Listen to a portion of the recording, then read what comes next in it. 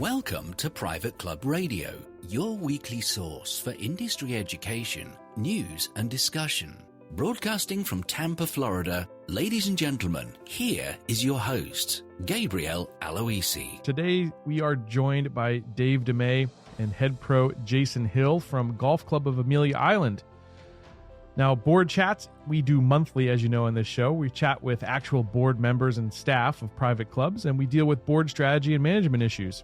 It's your behind-the-scenes look into the boardroom, brought to you, as always, by Concert Golf Partners, who bring capital and operating expertise to preserve and enhance private clubs. As always, we're joined by CEO Peter Nanula. Peter, how are you doing today? Doing great, Gabe. Good talking to you. Yeah. So, Peter, people are often confused about different club companies, right, in terms of management companies or golf course operators. Can you describe where Concert Golf fits in? Yeah, no. I often get calls from board members, and they'll say, we're interviewing Copland and Kubler, we're interviewing Troon Golf, and we're interviewing you at Concert Golf Partners. And I always have to take a quick step back because I realize that a lot of the board members at these clubs don't realize who's in the business of executive search for finding a new general manager. That's Copland and Kubler and GSI and others.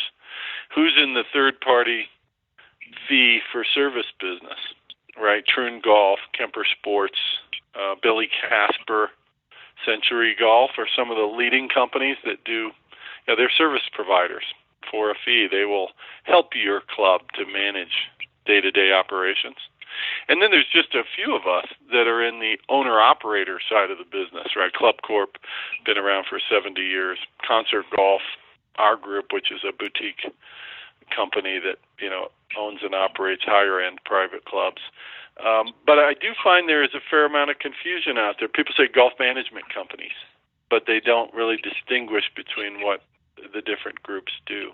Lay that out for us a little bit deeper. I mean, you guys own and operate clubs, so how does that work? Right. So, I guess the big difference is managing the club on a day-to-day basis. Right. If you are lucky enough to have someone like Dave DeMay or Jason Hill, you'll hear from next. You have top-notch people running your club. Right. Hiring a fee-based, management company, service provider like a Troon Golf or a Kemper Sports. Right, if you want to pay $200,000 a year to have somebody kind of sit between the board of governors and Dave DeMay as your general manager, you're basically bringing in some, what would you call it, corporate support for a general manager like Dave. Right, that's what I think a lot of clubs do. There are hundreds of people that have management contracts with service providers like Troon Golf. And then there's just a few people like us in Club Corp who, have hundreds of millions of dollars to invest in country clubs, right? Acquiring them, investing in capital projects, so the members don't have to be assessed anymore, paying member refunds, dealing with the next 10, 20 years of all the capital requirements that are coming down the path that members at member-owned clubs are used to doing an assessment, going to a bank, borrowing the money. They don't have to do that anymore when Concert Golf owns and operates their club. That's right. In fact, my own club here, Tampa, Florida, Carrollwood Country Club, we just had a new bunker project that is happening. They're also refurbishing the member grill as well as the dining areas, and they're just doing a great job over there. And it's nice to know that they didn't have to hit me up for an assessment to do it. Yeah, that's very good news. Good for you. So this month on Private Club Radio, we're going to be featuring Golf Club of Amelia Island. Peter, why are they so interesting to you? Yeah, so we've been involved at Golf Club of Amelia Island for 7 years now. We acquired the club from a family and some investors 7 years ago. It's up near Jacksonville, Florida. Beautiful place. Dave and Jason will tell you all about it. But, it's an interesting club that mixes a very high-end membership as well as the Ritz-Carlton that sits right on the same property. So we have, very high-end service expectations and high-paying guests from the golf club or from the Ritz-Carlton. So it's a unique property, and it's also interesting. We have such a long-term management team there that Dave and Jason will describe, and oftentimes I get questions about staff continuity or turnover with the team who gets to know the membership so well. We don't want any turnover at our club. Well, Golf Club of Amelia Island is a perfect example of a club that's had pretty much the same crew for many years now. So anyway, I just thought it would be interesting for your listeners, Gabe. That's fantastic, Peter. I appreciate that. And Dave, DeMay is the general manager over at Golf Club of Amelia Island. He's been the GM since 2012. Dave, can you give us a little bit more background on your history in the club business? Yeah, absolutely. I worked at Aspen Golf Club in Colorado, Grand Cypress Resort in Orlando, which was kind of similar to this club. It had the resort aspect as well. And then my private member-owned club I worked at was Arlo State Country Club in Apopka, and I was there for 8 years. That's fantastic. And what about Amelia Island do you love? Amelia Island is like our little slice of heaven, Northeast Florida. The club itself is beautiful. We have a great relationship with the Ritz-Carlton, a great membership base, and just a beautiful, beautiful, quaint place to live. Yeah, that's fantastic. And we're also going to introduce Jason Hill to the show. Jason is the head golf professional. He's been the head golf professional since 2013. And Jason, how about you give us a little bit of background on yourself? Okay, so I originally started out in the golf business in Atlanta. I worked at a club called River Pines. It was a high-end public daily fee. Really took on a lot of good information there, but I wanted to kind of broaden my strengths, so I moved to Ohio, and I was at Acacia Country Club. This was a private equity club. Actually only had about 100 members. At certain points, some things went on at the club there, and they actually ended up selling the club. So I wanted to move a little closer to my family, and I ended up here in Amelia. Yeah, so why is that club such a special place for you then? I really, even to be kind of a younger gentleman, I kind of like the little driving Miss Daisy kind of mentality that goes on around here on the island. It's a sleepy little town sometimes, but it's thriving, and it's just a great place to be. Well, Dave, I'd love for you to give us just a little bit more history about the club and some of the highlights throughout the history there. Yeah, absolutely. We an 18-hole championship golf course. And it was designed by former PGA Tour players Mark McCumber and Gene Littler. We hosted a senior tour event, the Liberty Mutual Legends of Golf, in 1998. And we also offer dining, tennis. We have a beautiful beach club just down the street, private beach club that runs right along the Atlantic Ocean. And we also host the Concours d'Elegance. It is one of the top 2 car shows in the world, and that's now in its 25th year. Yeah, I want to talk to you more about that for sure as we go along here. But tell me first a little bit about the team at Amelia Island. Yeah, absolutely. We have a very strong team at the golf club. My leadership team and I have all been at the club for over 7 years since Concours taking over. Our controller's been here 25 years. I've been here 7. Jason's been here 7. Our superintendent's been here 7. Our food and beverage director has been here 11 years. So very strong team. Very service-oriented.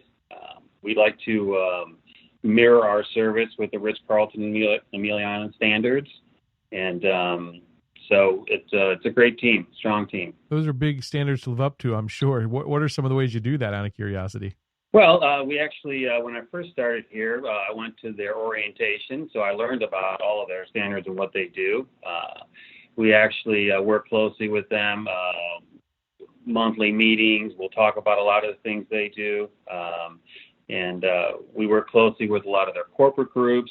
So we attend all of the pre-con events, all of the meetings when they have large corporate groups that come into town. So we essentially are part of their team. And so it really works out well as we're all kind of working together for the greater good. Yeah. Is there one piece of advice or one part of their service or something that really sticks with you? I think the biggest thing that I see is just their consistency overall. Yeah. They treat each guest the same exact way, which is what we try to do with our members here at the club. So just being kind, being sincere, and just being precise with everything. Yeah, that's fantastic. Jason, you've had, as we talked about, some prior experience at other member-owned clubs. So how, in your mind, do those clubs differ from the concert golf model? I mean, I think first and foremost, the decision-making process that happens at an equity club, which involves generally a bunch of people on the board, it's difficult to get decisions made. That's really what I saw as I was going through some of these different golf courses, going from the fully private to the private resort. Things really happen a lot quicker here for us. It doesn't have to go down the line. It doesn't have to be communicated to friends. It doesn't have to have a vote. The approval process is much quicker, and I think that's important. I think members see action quickly, and I think that's what they want to see. Right. Yeah, absolutely. Now, Dave, obviously capital improvements are another big issue that clubs are always looking to do. How does that model differ between a member-owned private club and the concert golf? Well, we have a capital reserve fund that we add to monthly. So when we do have a project, whether it's painting the clubhouse, roof repairs, different things, we have money for that. So there's never any assessments. To kind of add on to what Jason was saying, even for small repairs or small member requests at my other clubs, at equity clubs, we would find that you'd have to go through the house committee vote, and then that goes to the board committee vote, and so it could really be delayed for months. And what I found here is, for example, our members wanted cabanas at our beach club, so I got the pricing. We purchased the cabanas and installed them within a couple of weeks. So everything is just quicker. It's more streamlined. And I think, being in the business for over 20 years, we're the people that can make these decisions without layers of voting. Right. Lots of red tape for sure. Peter, I have a question. Exactly. I have a question for you that I want to throw over. How do you guys at Concert prioritize the different projects, or do you just simply leave that in the hands of the teams? Yeah, it's a good question. We when we first get involved with the club, whether it's member owned or otherwise, oftentimes the members have a list of priorities, and they'll make that clear to me early on in our negotiations. So that becomes our initial batch of capital projects. So we put those in a written contract, and we commit to doing those within a short period of time, the first year or two after we get there. But after we take the baton from the members and what they had set out for us to do, then it's just like any other club. We are competing. Dave and Jason are competing with the other private clubs around. We are trying to delight our members and keep them there and attract new members. And so whatever it takes. And so typically I think it's mostly just Dave, Jason, superintendent, and their team talking about what they need to do to please their members. If it's of moderate size, they just go do it, like you said about the cabanas out at the beach club. There really aren't conversations. I never heard about the cabanas, right? Dave knows his members. Just do it. If it's larger and we're going to spend $1 million or more, and there's going to be a couple of phone calls with our chief operating officer and myself. What's the scope of this? Why are we doing it? Is this just a very small subset of members who would benefit from this, or are there 400 or 500 members who are all going to benefit from this? And we'll have some conversations, but even something like that might be just a few weeks, and then the construction teams are there. Right, just so different than at the member-owned clubs I deal with. I'm often sort of privy to some of their internal deliberations, whether it's a capital committee or a greens committee or at the board level. They'll share with me the process for setting calendar dates in July and then September and then November, and then the board is going to change over. I'm not sure we're going to do the project the same way. And I think, boy, 6 months or 12 months of talking about this, raising the money for it before you even get the construction crew out there, it's not hard to see why in most markets where we operate, the equity clubs generally have trouble competing with our teams. Right. Yeah, it's not a very efficient process, that's for sure. Dave, you mentioned earlier the Concours de Elegant, and I want to go over a little bit more of that with you, go a little deeper with that. It's an antique car show that you host every March, but tell us a little bit more about that event. Yeah, absolutely. It's in its 25th year next year, and it brings over 50,000 patrons to the island. There's over 400 cars. We actually shut down the course for 2 weeks to prepare for it, and then it's usually the second weekend in March, and they've actually moved it to the first weekend in March just because of the TPC tournament moved, the golf tournament. Mm-hmm. But an amazing event. It has actually won the prestigious International Motoring Award for Best Motoring Event of the Year 2 times under Concert's ownership. And that's the only 2 times it's won it in 25 years. So that's a pretty amazing thing. The other biggest thing for me is they give to several local charities. They've given millions of dollars to several local charities, and that really motivates us and our team to put on a great event and to help them host all of the patrons coming to town. Oh, that's fantastic. Yeah, I always think that any kind of charitable contributions from an organization really can rally a team around something like that. That's pretty cool. Yeah. Just out of curiosity, what's the coolest car you've seen at that show? There's so many. There's Lamborghinis. I mean, because you usually don't get to see those too much up close. They've had several of those over the years that I'm always really impressed with. Jason, I think you had one. Yeah, so they had, at one point, they had Janis Joplin's Porsche out here, which was kind of neat. Had some fancy painting on it and so forth. So you kind of got a best of both worlds, the musician and the car enthusiast. That's super cool. Any appearances from Ralph Lauren? I know he's a big antique car guy. I have not seen Ralph Lauren. I know Jay Leno is big in the cars. He's been here several times. Jerry Seinfeld, a lot of celebrities. Nice. So we've seen a few. That's cool.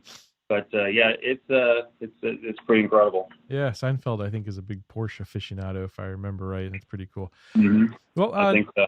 Next thing I want to talk to you guys about is just membership and how that's grown under Concert Golf Partners at the Golf Club of Amelia Island. Yeah, absolutely. The one thing that when I first started here, we had thought that it was going to be really challenging to sell memberships. They weren't selling many. Our first few months, we said, wow, we're just, this is going to be tough, until we really kind of got our heads around, the property and all the things that it really offered. And we've seen membership grow dramatically over the last 7 years. We've set, sales records every year. Revenues are up every year. And that obviously helps to minimize any kind of dues increases. And our dues have only gone up less than 1%, and that's just basically a cost of living over the recent years. So it's really been great. Our sales have been great. Our catering sales are great. So the club's really grown under Concert. Yeah. Well, I got to imagine. You got to be reaching outside the island, obviously, to get members. What's that process look like? Outside the island, it's challenging because Jacksonville's 45 minutes away. So getting people to drive from that distance to here has been pretty challenging. But we've come up with some creative packaging for members.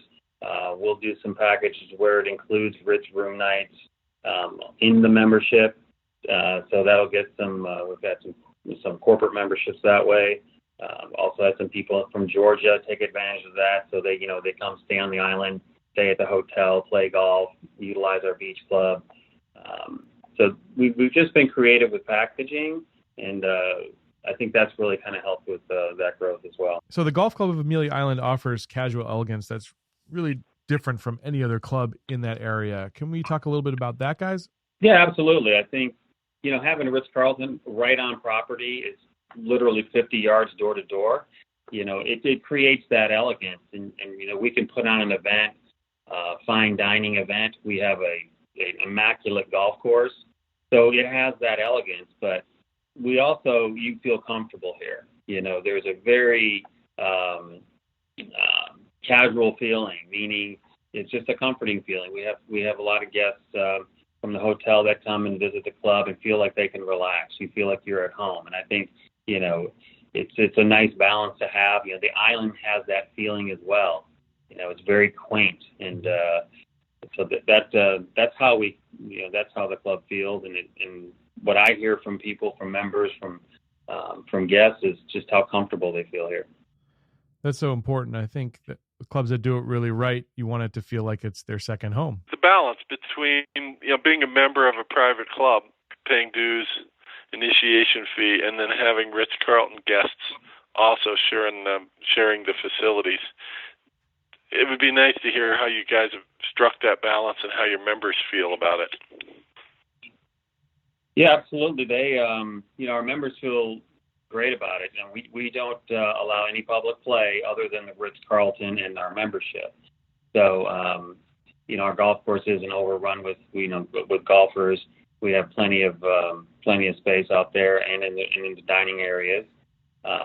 Also, the Ritz-Carlton, when they pay to play here, that helps to subsidize, dues and helps to support our capital fund. And, so we can do more for the club by, having the Ritz-Carlton guests play here as well.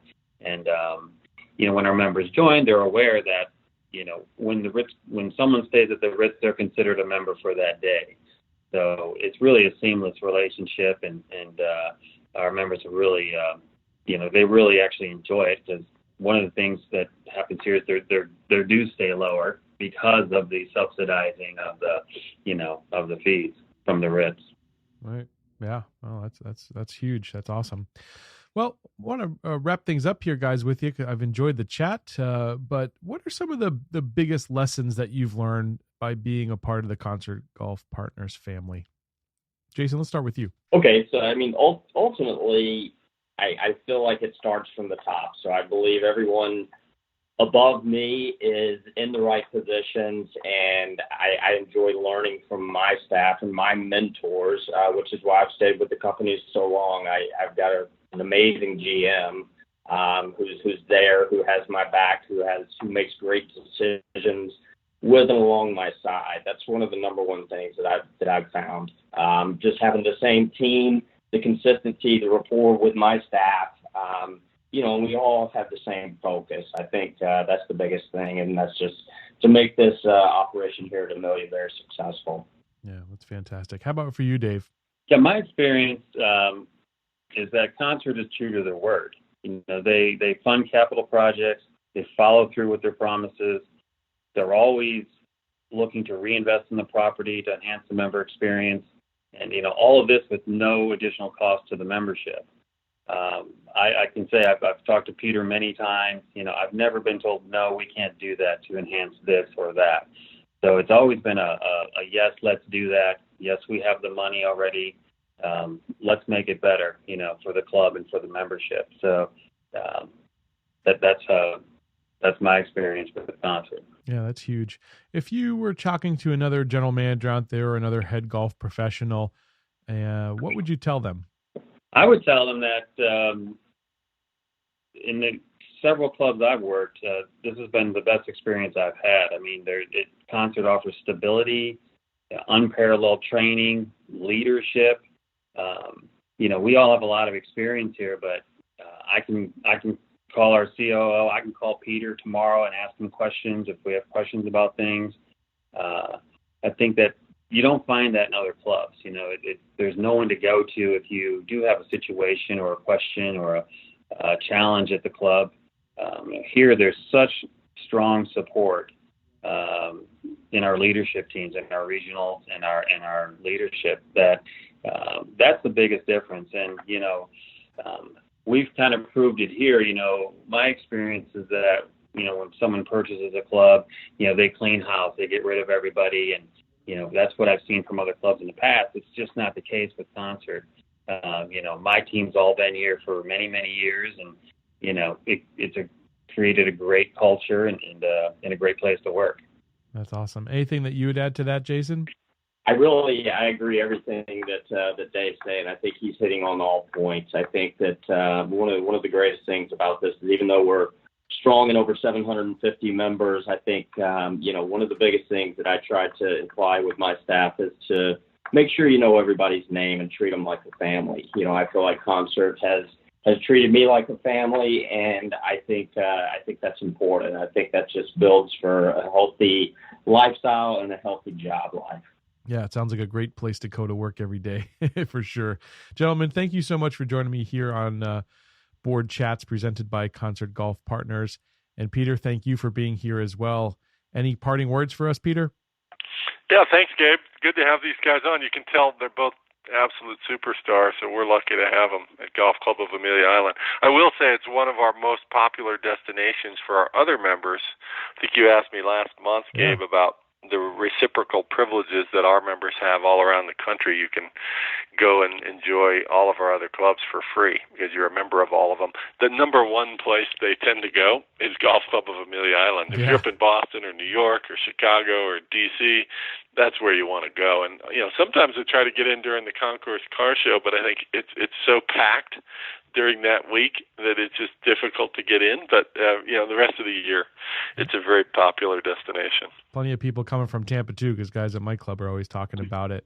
You're really to the point. You've got a number of clubs. So you've got Amelia Island there up in North Florida. You've got a couple of clubs now on the West Coast between Plantation and Carrollwood Country Club in Tampa. And then down south, you've got Indian Spring and Fountain Country Club down in Palm Beach. You've got like the Florida Golf Trail for Concert Golf members around the country. That's pretty cool. Exactly. Make a good trip. Yeah, well, thanks for hosting us, Gabe. Yeah, thank you guys for being on, and check out concertgolfpartners.com to learn more. Join us next month for another edition of Board Chats, presented by Concert Golf Partners.